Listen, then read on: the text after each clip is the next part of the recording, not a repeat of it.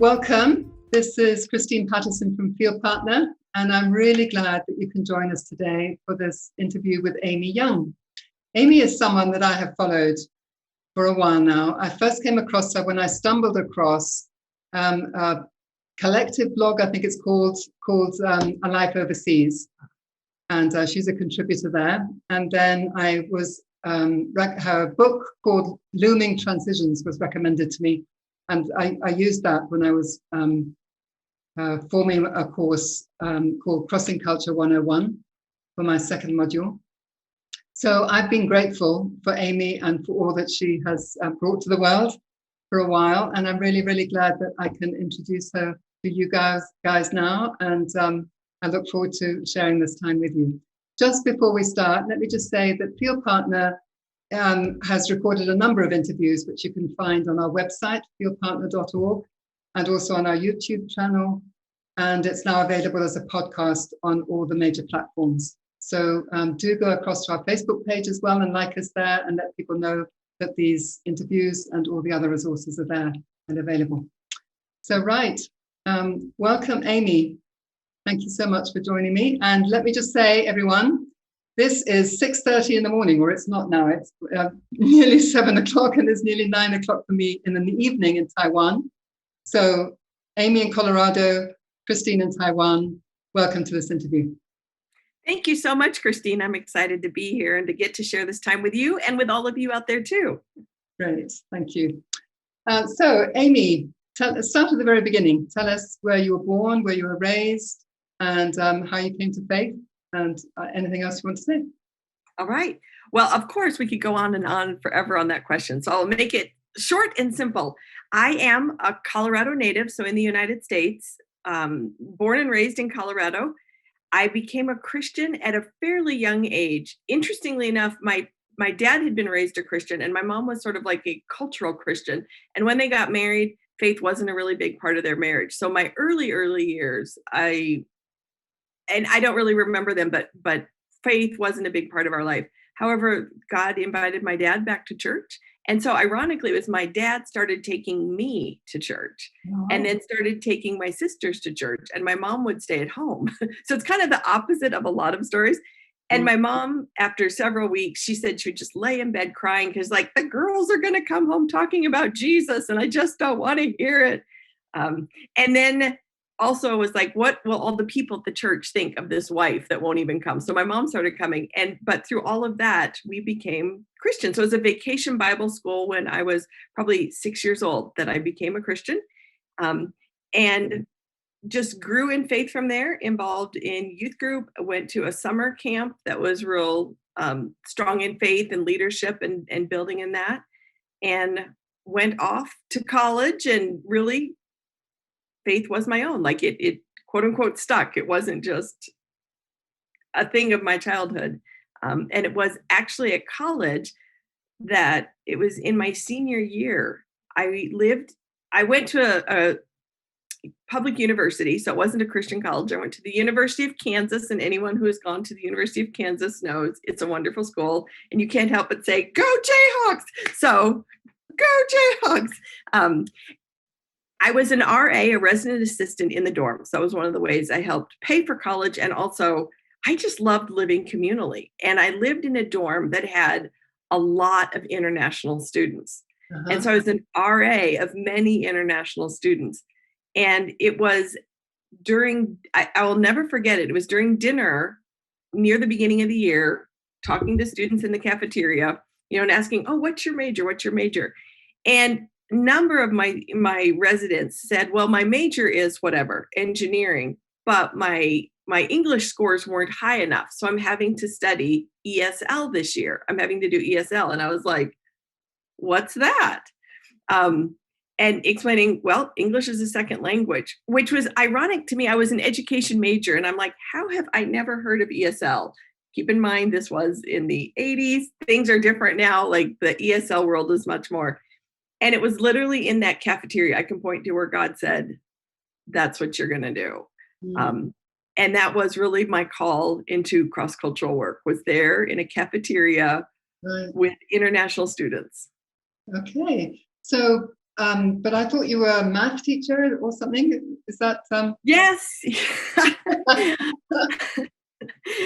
I am.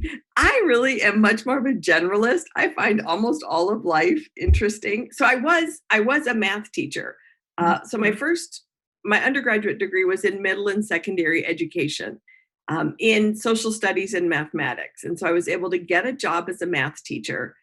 And during that kind of period, well, actually, it was while I was still at the end of my undergrad, I went to a really large mission conference in the US, geared for young adults.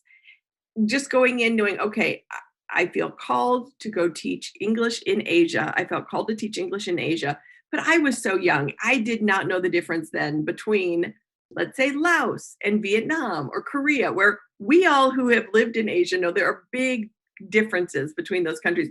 But I didn't know any. I just knew you're supposed to go to Asia. So I went to this conference and I really just said, okay, Lord, lead me to a country and lead me to an organization. And then that's kind of all the marching orders. That's all the clarity I need. And then from there, I can kind of take the next steps.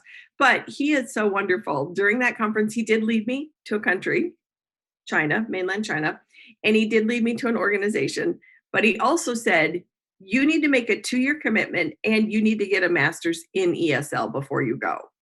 Okay. So yes, I was a math teacher. So as I was teaching math, I was also going to graduate school and getting a master's in English as a second language. So I would teach junior hires math by day and study English at night. Right. But then you did only commit to 2 years when you went to China, but I think it was a lot longer than that, wasn't it, in the end?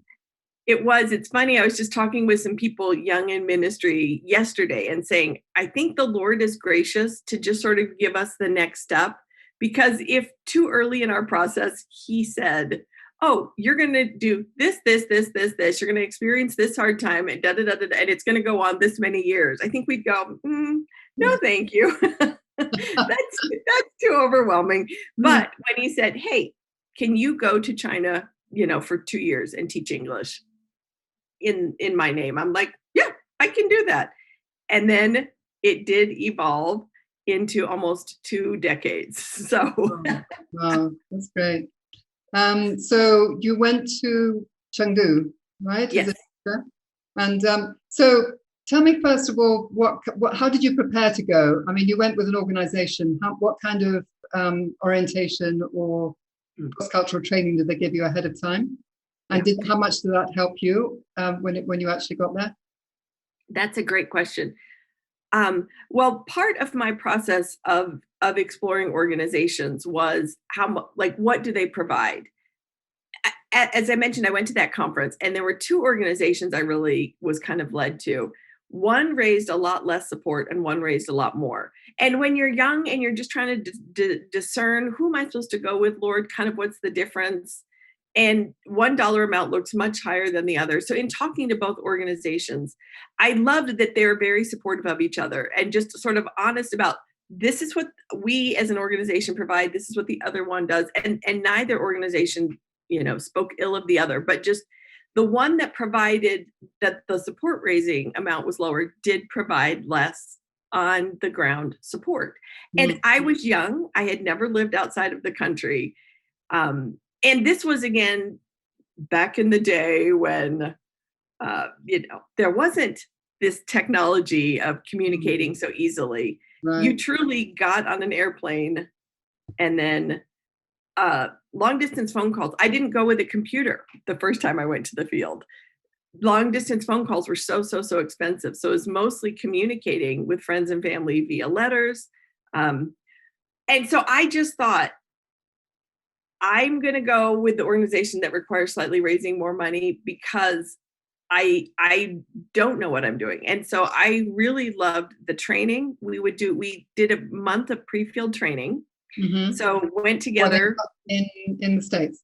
In the States, since this is an organization that's based in the States, went to California and spent a month with all of the other brand new people to the field. And those of you who've done that just know how bonding that time is with all of your new cohorts and to this day, years later, scattered around the globe and doing different things, there's still just that bond.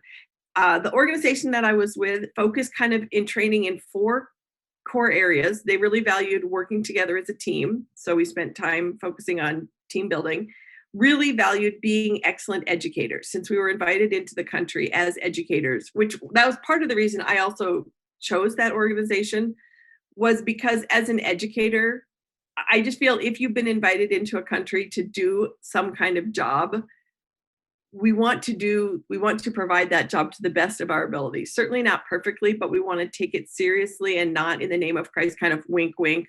Oh yeah, I'll be an English teacher. Winky, winky. No, if you've asked to be an English teacher, try to be an English teacher. You know, if you're coming in as a doctor, I hope you're trained as a doctor or have some medical training. You know, if you're coming in as a physiotherapist, that you have had some physiotherapy training. So we focused on the professional area. We also then focused on culture training, since we were going to be living and teaching in China, understanding Chinese culture. And then the final area was the ministry part, sharing of faith and understanding the more of that side, that piece of the puzzle. So we had a comprehensive training that it's certainly different than what would be provided today because of technology and just the ways we moved to being able to do more of the training in country. And that, I think, obviously is better to be trained in the country that you're getting trained in instead of sitting in, you know, London or California talking about another culture. But it's also wonderful to see how the Lord plays the hand you're dealt. So if what you're able to do is do training in California talking about China, he uses it to prepare you. If you're able to be on the ground, he uses it to prepare you. Right. So when you got there, did you have much in the way of culture shock, or did you kind of take to it like a duck to water? I always feel a bit guilty. I took to it like a duck to water. I know, because so many people, it's like, it's supposed to be so hard and so miserable. And it certainly was an adjustment. I mean, it was an adjustment. The living conditions were rather different. When you go to, it was, I think, as a single person, it's very odd. It's odd for all of us, but I went from being known, have been in a community, to now I'm with one other teammate who I've now known like a whole month. And then as the weeks are going by, I've now known you 2 months, 3 months, that you really are restarting, building a whole community and support system in person. And I think when marrieds come or families come, they at least have one other built-in person who knew them before. But as a single person, you're like, oh, nobody knew me before. However, I had a wonderful teammate. And I think that also can make a big difference. Like, do you click and get along with your teammates, with your coworkers? She was and is a fantastic person. And I just really, I loved living in Chengdu. I loved working with adult students and living in the spicy part of China. I loved it. Very spicy. Yes. I learned to eat very spicy food. Yeah. Good. So, and then the teaching side, I was just listening to your audiobook earlier, and it sounds like you built really good relationships with the students that you were teaching. I did. Yeah. My original students, I ended up over the years teaching every age level in China, but I started off teaching at a provincial education school. So my students were English teachers. They'd come in from the countryside. They'd come in from the province for an additional sort of like 2-year teaching degree. Most of them had what would be like the equivalent of a 2-year associate's degree. And this was an opportunity to do another 2 years, almost then like a bachelor's degree. They were absolutely the dearest people. And yeah. You still keep in touch with any of them? Well, unfortunately, a little bit, but this was very I've got bags of mail, like the handwritten notes so it was before technology. Beepers were just coming out. in my latter years in Chengdu. I know. So, right. But just last year, one of my former students did pass through Denver, and it was so wonderful to get to see her and meet her husband and meet their children. And we just spent an hour reminiscing. It was wonderful. Right. So you speak a lot about the importance of writing home. I mean, you obviously are a writer. So tell us, first of all, about the books that you've written, and then tell us about the importance of writing good letters, because you definitely write good letters. Well, the humorous thing, Christine, is I never thought of myself as a writer. I thought of myself as like a math teacher. I thought of myself as an English teacher. I did not think of myself as a writer. But I also thought of myself as accountable to my supporters. I was on full-time support, sent with an agency, raising support to help fund the work that I was doing. And it never occurred to me that you wouldn't write newsletters, that you wouldn't write letters home. If you're asking people to pray for you, to support you, to be a partner in the ministry, I viewed newsletter writing as part of my job. If you are called to do this, you are called to communicate. I think it did help that I had quote unquote a normal job. Not that I you know what I'm trying to say. Teaching at a public school, I had a department head and I had a principal. It would never have flown to have said, I just don't really want to factor in my quarter grades. I didn't want to give any quizzes. I don't like giving quizzes, so there are no grades, so I'm just not going to do that. They would have looked at me like, well, you have two choices. You either, like, this is what a math teacher does. You either give quizzes and hand out grades, or you quit. Like this is part of the job. And so I went into it with this mindset that I would write once a month, that was what our organization said, write once a month. So I was like, okay, write once a month. And I will never forget when we would have an annual meeting where we would all come together from our different locations in our different countries. And coming into my first annual meeting someone in their second year, and she said to me, oh, you are so lucky you're in your first year, because by the second year, you're going to run out of things to say in your newsletters, which I was just like, are you kidding me? We're living this most glorious adventure, like in God's kingdom. Like, how can you run out of things to say? But it made me a little anxious, or it made me go, oh, okay, this isn't a given. This is something to be cultivated and to continue looking at. And also then when I was around a lot of my colleagues, I was so shocked how many did not like writing newsletters, like viewed it as a total chore, and then honestly could go months and months and like maybe write one every 5 months, which was very stunning to me, because I was like, well, this is part of our job. Like, you would not just do this. And I think it turns out writing is like almost any other skill. You get better at a skill by doing it, not by talking about, like, how does someone become better at riding a bike? You don't watch 50,000 videos on YouTube about bike riding. At a certain point, you got to sit your fanny on the seat and start practice riding. Right. How do you get better at cooking? How do you get better at speaking Chinese? How do you get better at writing newsletters? And I just thought, this is a newsletter. It's not a national tome. Like, don't make it too big. Most people are going to read it and then throw it away, or read it and put it in a drawer. They are not going to be massively. So I think it helped that I lowered the bar for myself, and by just putting them out regularly, it also lowered the bar, because some people would wait 5 months and then they're like, how do I explain the last 5 months? And it was too big, too heavy. Whereas like once a month, you're just like, hey, this is kind of what happened this month. This is what I did. This is what the Lord did. And people just want to hear about your life. I think we put this pressure that, well, people want to hear about all of the miraculous ministry stuff that's going on.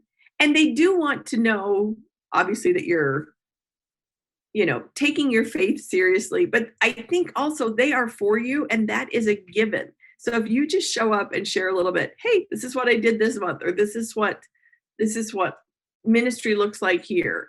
I think I have realized a lot of people view, instead of a newsletter, view it as a news report. Like, oh, I'm having to report. I'm having to justify what I'm doing. That is coming from such a different energy than a newsletter. This is a letter between friends, partners, people who, like, they're on my team. I'm not having to justify what I'm doing. And maybe, you have an annual report to sort of say, yeah, maybe I did like these many meetings or whatever it is your ministry is. But there's such freedom for me in thinking this is a newsletter, not a news report. I am just sharing my life. I'm not justifying what I have done. So, however, it turns out that did turn me into a writer, Christine. Yes. It did turn me into a writer. And even those newsletters turned into a book. I know, they turned into a book. But just for information, it's a book called Love Amy, which is also available on Audible. And yes. As an audiobook, and it's well worth reading. It's very. If you're on YouTube, or here's the cover, Love Amy, and it is. So this is kind of my writing journey. My very first book was, as you mentioned it, Christine, Looming Transitions. So it's helping people start and finish well in cross-cultural service.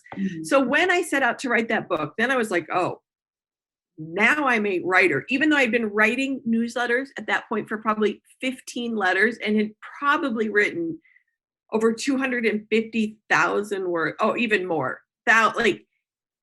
written, but I never thought of myself as a writer. However, mentally, a book is a real writer. So I started studying the craft and reading about it. And there were just little tidbits about writing that I thought, well, if anyone would have told me this, like, I'm not dumb, but I didn't think of myself as a writer. So why would I go read a book about being a writer? That's what, Stephen King or Philip Yancey or these kind of famous authors do. That I'm just writing newsletters back to friends and family and supporters. And then because of Looming Transitions, I kind of became known as the transition lady, which I don't mind being known for this book. But I thought, wait, when did I become the transition person? I lived on the field for 20 years. I think of myself as the staying on the field person, not on the helping people leave the field person. And that was then when I had the idea to share Love Amy, to write Love Amy, because I wanted people to just see, what is it like to live on the field, a normal life on the field, month after month, that life just kind of unfolds. And I also wanted people to go, oh, writing newsletters, if that's what she did, like, I could do that. It's just kind of like a normal book. And then my third book is called Enjoying Newsletters. So I took everything I learned about writing and I packaged it for people like us who write newsletters, who might not think of themselves as a writer, but we are writing, and this is a craft. There are skills. And as I said, if anyone would have told me them, I could have done them. I just didn't know this little thing about sentence construction. And so this is totally packaged for people who write newsletters and might not think of them. Probably. Yeah. And personally, people who've read this book have said, wow, it's a very encouraging book. Like, now it makes me want to write newsletters. Excellent. It makes me now excited to write newsletters, which I was like, that's what I want people to do. Enjoy newsletter writing, enjoy connecting with. And then just briefly, since you asked about books, then my next book is called Getting Started. It's for people in their first year of cross-cultural service. So it's called Getting Started, Making the Most of Your First Year in Cross-Cultural Service. And my most recent book is called Connected, Starting Your Overseas Life Spiritually Fed.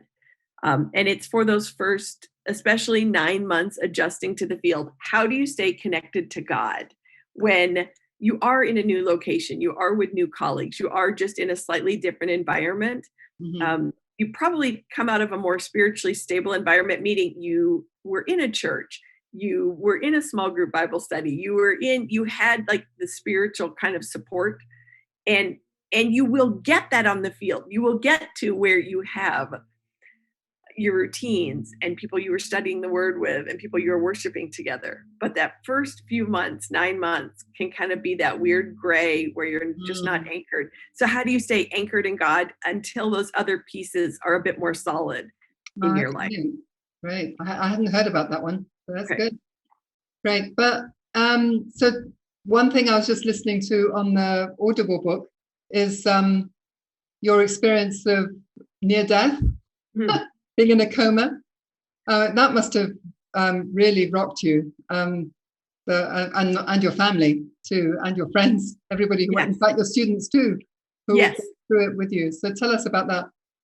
Well, what was interesting is it was in my second year, so I was still relatively new to the field. And I don't think it had occurred to any of us that you could die doing cross-cultural work.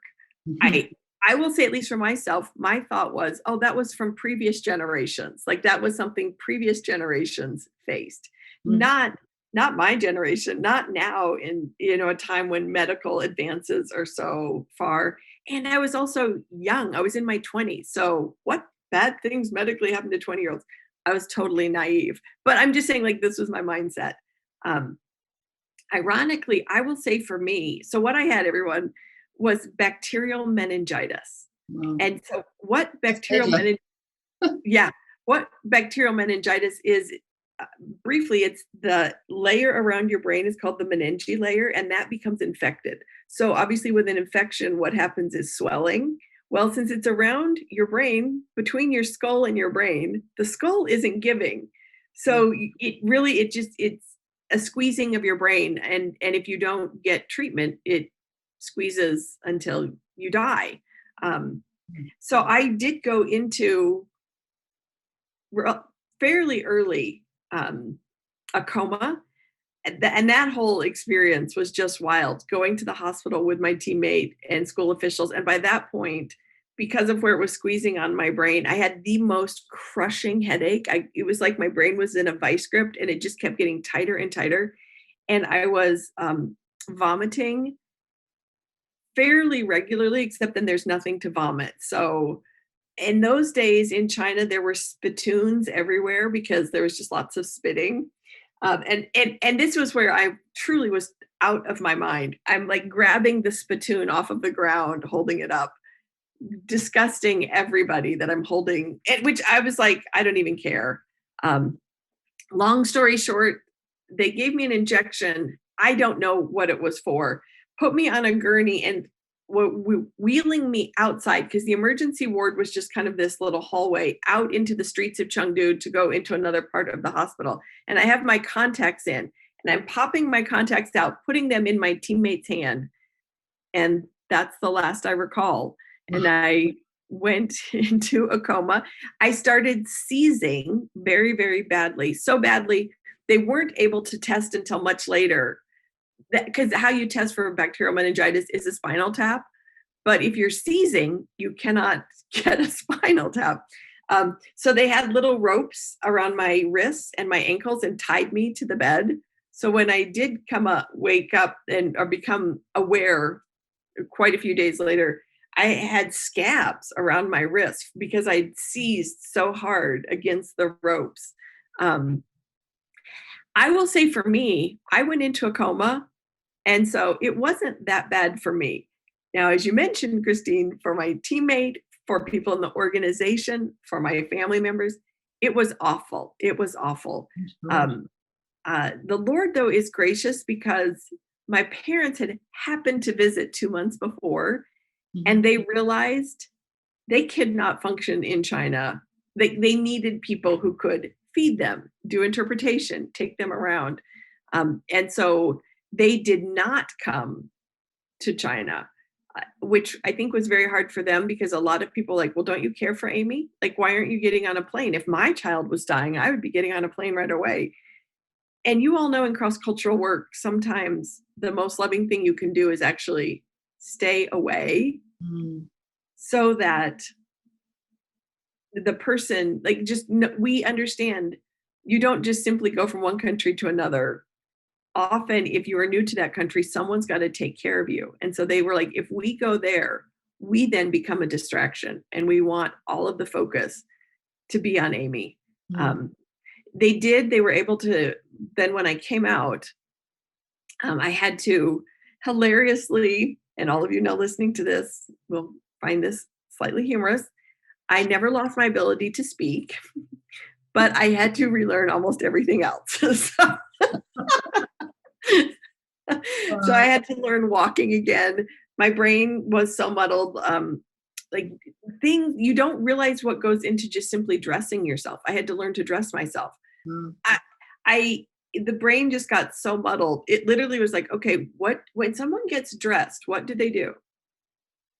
They put on underwear, they have a shirt, so I would have to think through each individual piece, go get it. So I learned writing again. Ironically, I had to learn writing again, walking. My depth perception was atrocious. So like having dishes in front of you, I would like miss and hit the table. And but I did learn almost everything back. Wow, that must have been, to me, it was very touching because we were actually, your parents then met you in Hong Kong. Is that right? They came when you were. They did. They were able to, when I was medevaced out to Hong Kong. Yeah. So we were in the reverse situation when we were on the field and our eldest daughter was nearly killed in a car crash. Oh. And so we did the same thing. We waited till we knew she was out of danger before we flew back.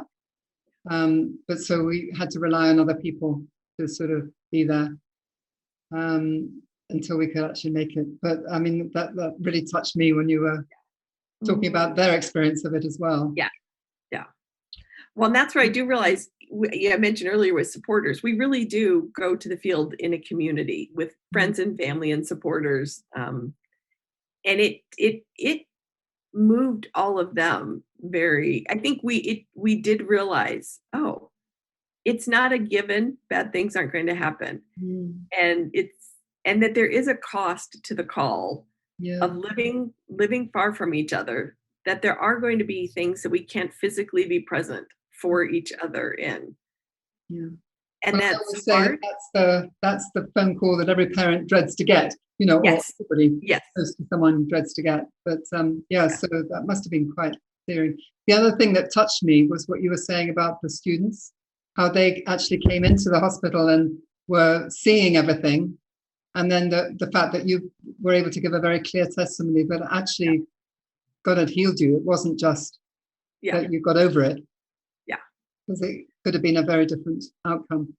Oh, it could have been. The interesting thing, and I think this is a great lesson for all of us in cross-cultural work, is I thought that was going to be the takeaway. Look at this great thing God has done. And it was a great thing. And it was miraculous. That was not, for the most part, their takeaway. Their takeaway was, it's because you're a Westerner and you got good medicine. Of course you lived.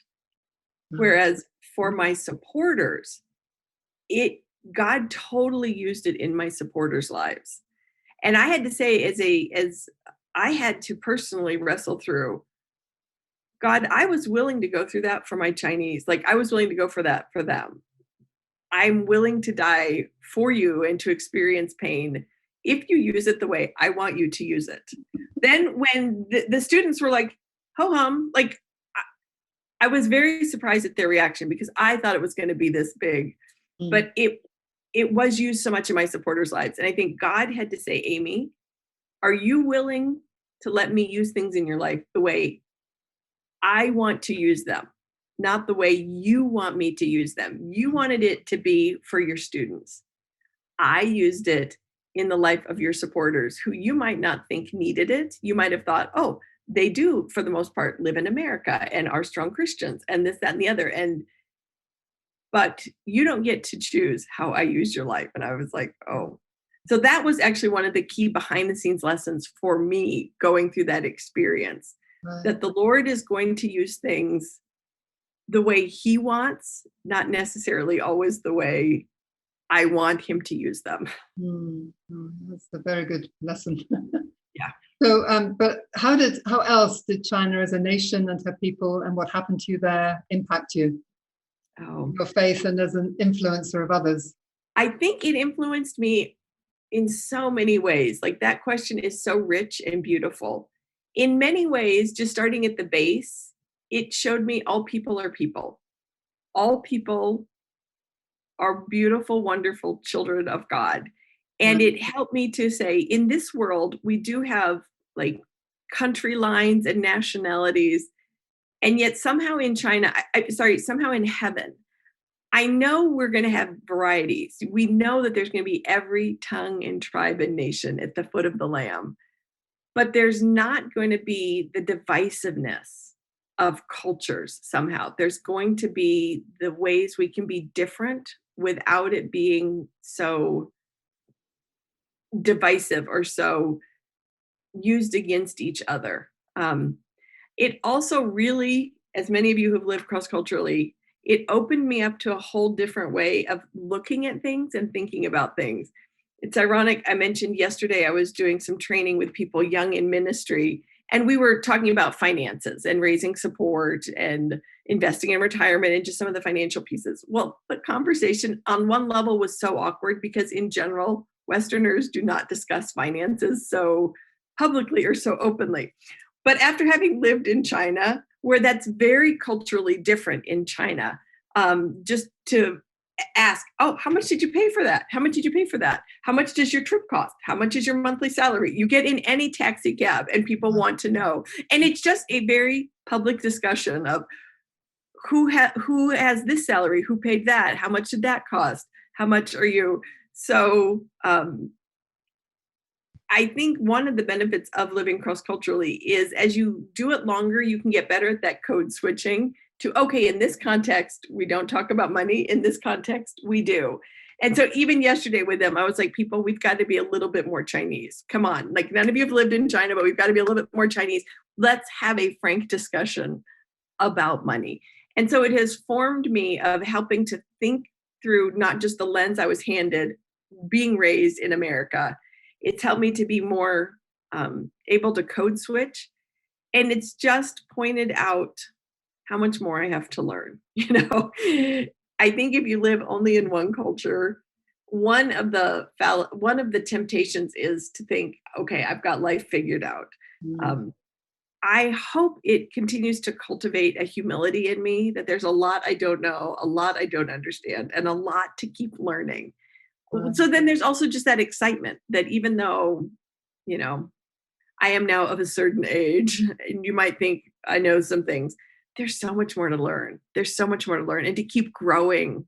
It has kept me alive, quote unquote, in the game of life. That reminds me of a blog that you've also written, which is, what is it about the messy middle? The messy middle, yes. Where grace and truth reside. And it is the messy middle. It's the messy middle. Yep. So then China as a nation impacted you, but how about the whole cross-cultural journey? And then how were you impacted when you returned back to the States? Re-entry, was that a major thing for you? Oh, yes. We could just leave the answer there. Was it a big yes? The thing is, everyone's story is unique. And so and yet there's also universals. I think for my case, I had not envisioned that I would be back in the States. I truly thought when I moved to China, and as I said, I loved it. I loved my life there. I loved the culture. I loved my apartment. I loved doing life in China. And so I did not envision that would come to an end. And I certainly did not envision in my mid 40s, because I had thrown my lot in with a life overseas, a life on the field in my 20s. And given my 20s, 30s, 40s, so really my formative years in adulthood had been very informed and formed by life on the field. Mm-hmm. I didn't particularly want to live back in the US. And yet the Lord is also gracious. I think for those of us who love where we have been, the only way we're going to leave is through pain. I don't know why that is. I don't know. And so the pain can be lots of different forms. Maybe it's just like this uneasiness in your soul. Like you're just sensing, I want a change. I want something that before you were so settled, there's just some unsettledness in your soul. Maybe something dramatic, like you have a child that has a very serious accident and you now need to go and help care for that child. Maybe you've got aging parents, that somehow some sort of painfulness enters your story that's painful enough, it makes you willing to change. It makes you willing to go through all of the yuck of leaving a place you love, leaving people you love, to then also have to go and rebuild a new life. And golly, it at least for me, it was a lot more fun rebuilding a new life in China. There was an element of excitement and freshness, and it's so cool. I'm learning all these new things.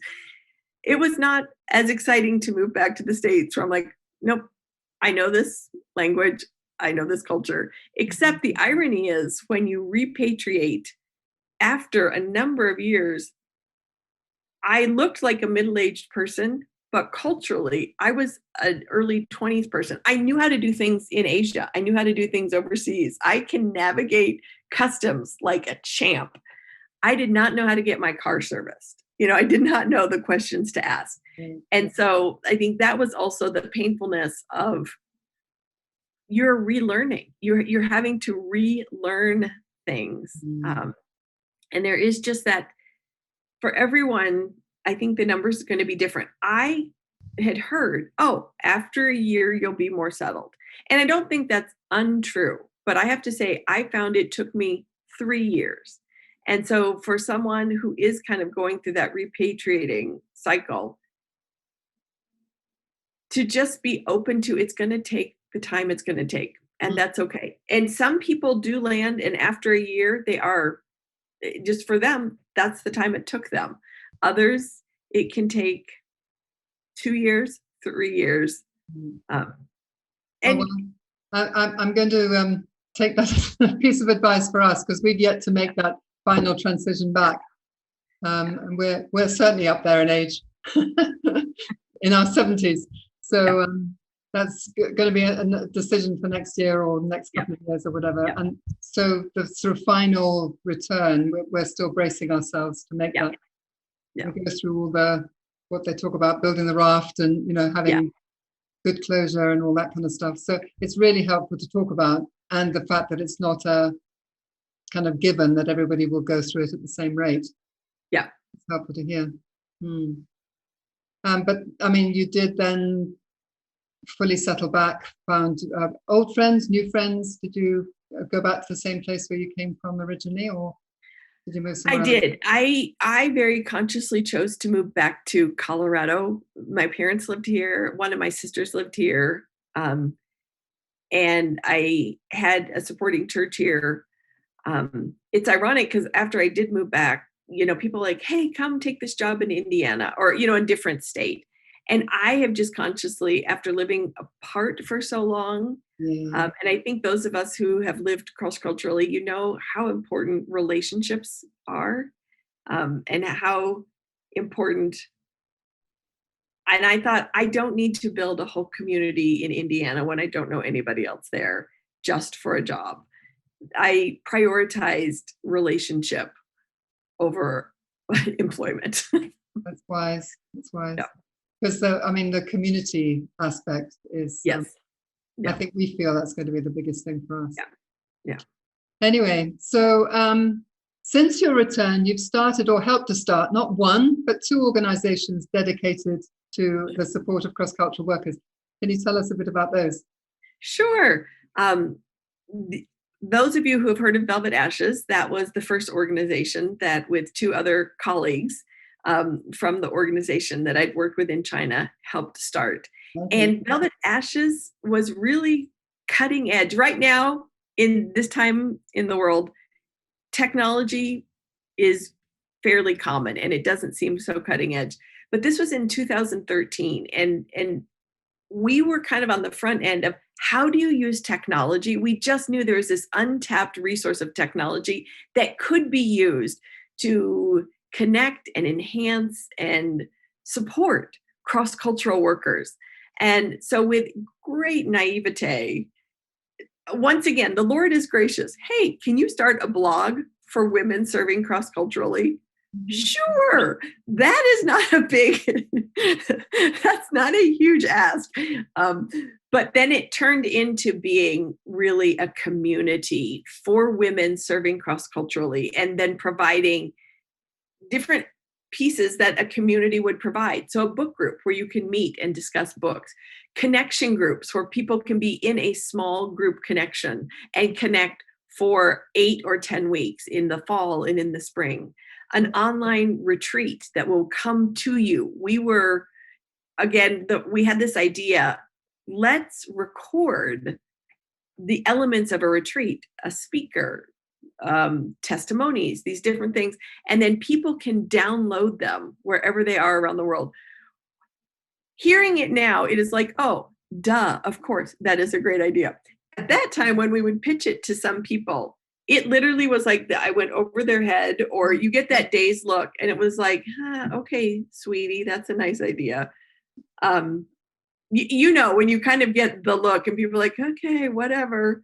But we were just like, no, we're going to forge ahead. We're going to try this. So actually our very first year, the retreat was free because it was this unproven concept. Nobody knew. Wait, you do a virtual retreat that I can just watch things on my computer? That doesn't sound like a retreat. So we were like, okay, we're going to have it be free. So people just try it for free. We had 722 people in 92 countries that first year. And that was where we were like, okay, God is onto something here. And technology really can be used to bring people together and to bring people closer to God, to create experiences where they can connect with themselves and with God. And even then, like through a Facebook group, chatting with others who are going through the same experience. Well, I can testify to that. I was in quarantine when I came back from the UK and had to be on my own in this apartment for 2 weeks without exiting the door or anything. And so I did the retreat that you put on this year. And Hineni, it was wonderful. I really enjoyed it. It really is amazing. And so then after 5 years, that was up and running. And one of the other co-founders, Danielle, was staying, and it was just time for me to go launch and do something new. I'm really good at getting things kind of up and started. And then, as you've noticed, oh, wait, we thought you were a math teacher. Yes, I was for a little while. Oh, we thought you taught English. Well, yes, I did for a little while. Oh, we thought you were in charge of member care. Oh, yes. Oh, we thought, yes. So Velvet Ashes is running new executive director as of, I think, 2 years ago, Denise Beck. Wonderful, wonderful team. It is up and running. In my heart, I view it like it's an adult child. I love Velvet Ashes, and it is up and running and in wonderful hands and doing wonderful, great work. And I can just cheerlead it from afar as a proud parent of that organization, and just to see. And I think that was wonderful to show technology can be used and to begin to help to connect this whole global world. That to a small extent, it doesn't matter if you're living in Russia or Taiwan or Brazil. There are certain elements that are similar of cross-cultural life and of when you don't live in your quote unquote passport country.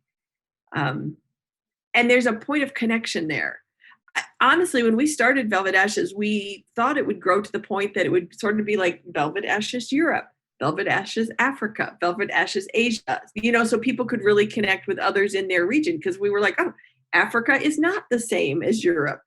But we were wrong. There is this global connection where people are, okay, there are certain unique parts to wherever it is God has called me. But there's far more universal to this cross-cultural life. And so that was one surprise. So then 2 years ago, the second organization I founded is called Global Trellis. And it's based on the idea that just like a trellis in a garden just sort of stands at the back and helps the plant grow to its full potential. Just noticed that there are so many wonderful resources for when someone moves to the field. You asked earlier, Christine, about the training I received, and there's a lot of fantastic training for when people move to the field.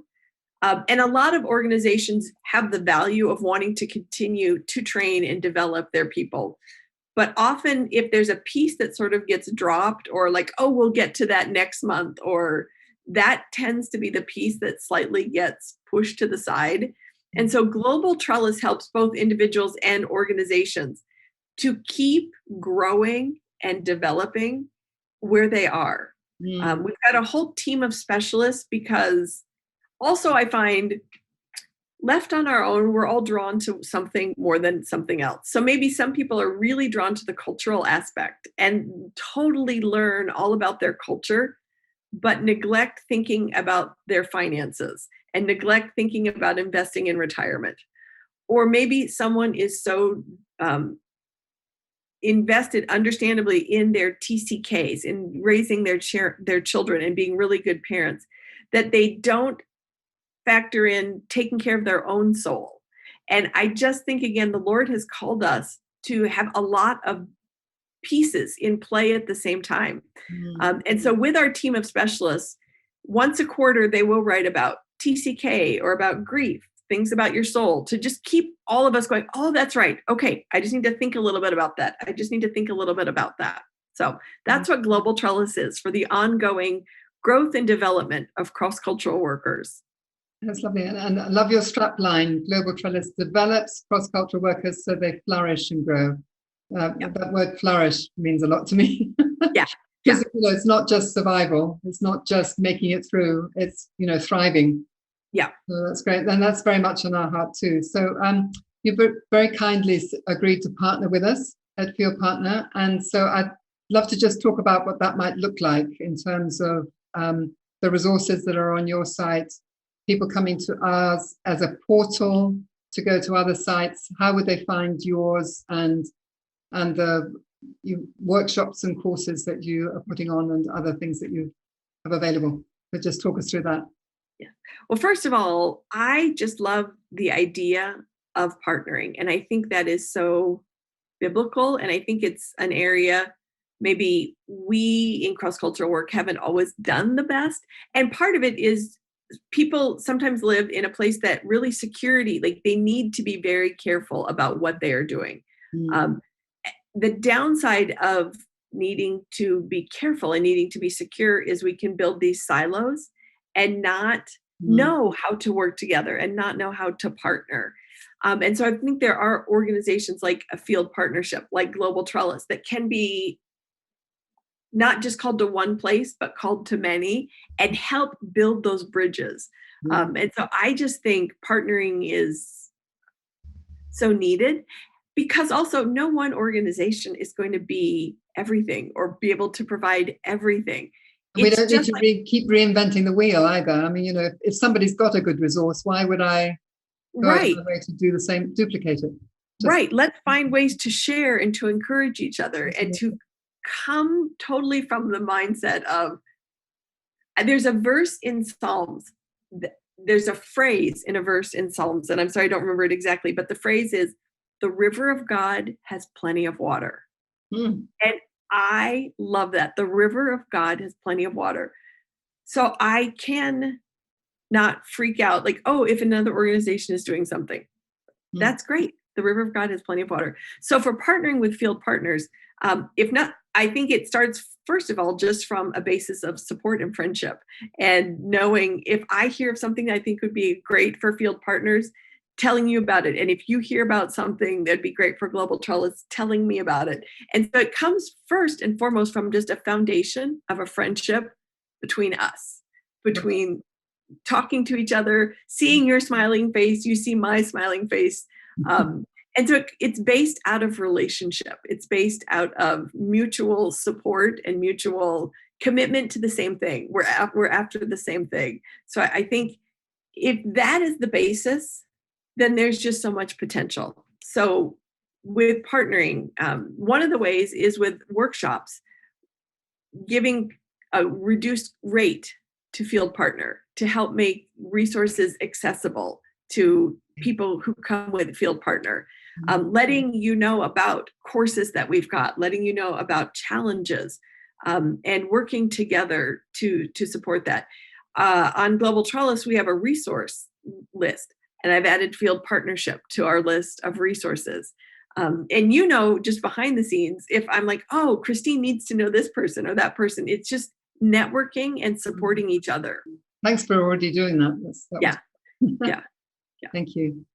Well, that's super. Thank you very much, Amy. It's been such a joy to chat, and you've given us much food for thought on all sorts of, all the things that we discussed, I think we'll come back to as we watch this interview and think about it. So anyway, that's it for today. Thanks for joining us. And if you've enjoyed this interview, please spread the word on social media or by sending it to a friend. And why not go across both to Global Trellis and to FieldPartner to see what else is on offer. Bye-bye for now, and God bless. Thanks for joining us. Thank you.